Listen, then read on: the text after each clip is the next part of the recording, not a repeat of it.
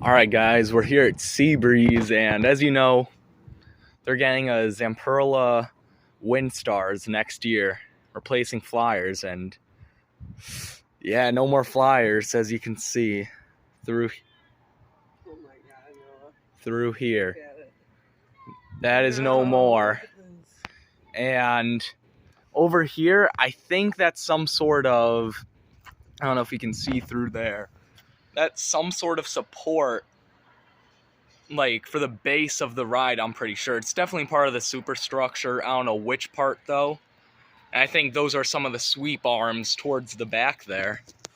And then that was the control panel right there, that wood structure, and that's ripped out.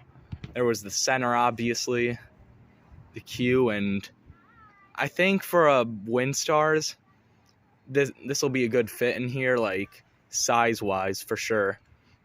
I'm not sure why they're trying to modernize this section with like Jackrabbit, but I don't know. You had Time Machine here. Yeah, gonna try to get another view.